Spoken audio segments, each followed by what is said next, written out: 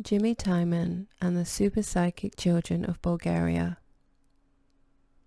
Most of you know James Twyman, who is often called the Peace Troubadour. He has been traveling around the world singing songs of peace.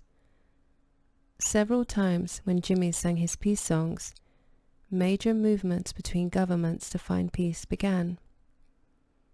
I met James Twyman when he came to my home with Greg Braden, an old friend, about 2 years ago. We talked about the Superpsychic children, but at that time Jimmy had no knowledge of or experience with these children, and time went by. Then, in a single day, Jimmy was drawn into the lives of Superpsychic children. He was giving a talk to a small group of people in somebody's home. Only adults were initially present. But not long into Jimmy's talk, a young boy of about 12 years of age appeared in the room and sat up front next to Jimmy as he was speaking. The young boy caught Jimmy's attention, and after a while he found himself giving his lecture directly to the boy. Afterwards, the two of them got into a conversation, during which Marcos, the young boy, did something to Jimmy and he saw the inner screen. Jimmy had never seen anything like this before, but he remembered what I had told him, and so he called me later that evening to discuss this extraordinary event. The humble beginning led Jimmy into an amazing adventure, which he describes in his book called Emissary of Love. He writes about how he went to Bulgaria, where Marcus was from, and eventually found a monastery high up in the mountains where the monks were training children to see the inner screen and to see with different parts of their bodies. These children from Bulgaria are now speaking with Jimmy telepathically about how the world can come to peace.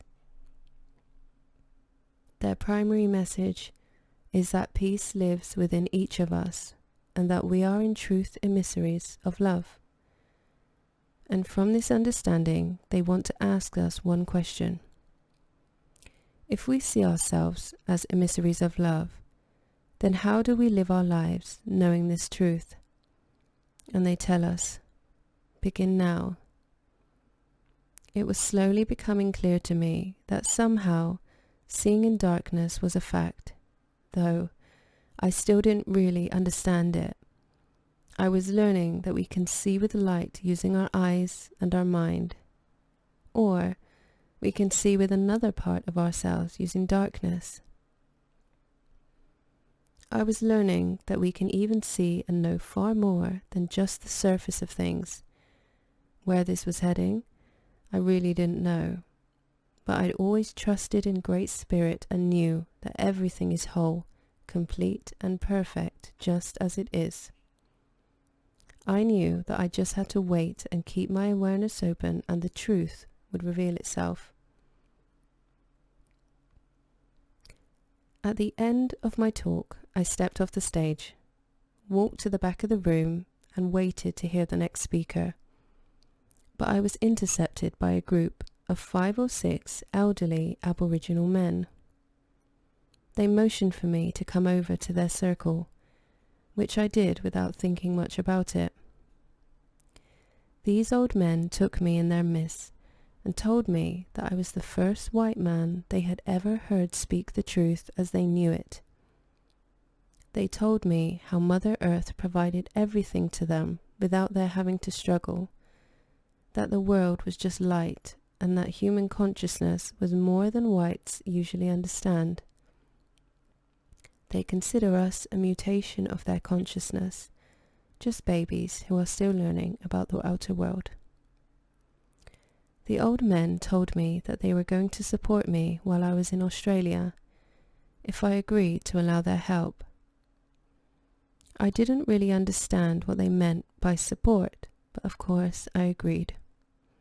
After all, they truly are our elders. After that, I decided to speak in other Australian cities such as Brisbane, Melbourne, and Sydney. And each time when I began my talk, I would look out into the audience, and there would be these old men sitting in the back of the room in a circle, chanting softly. Some of my audiences consisted of well over 1,000 people, but the energies coming from these old men were so strong, I could feel them almost pulsating in the room. I don't know how they found me, or even how they were able to travel these great distances since they didn't own cars, but they were always right there. They told me one last thing before I left their circle at the Dolphin and Whale Conference. Remember the darkness and the heart when you create. At that time, it meant nothing to me.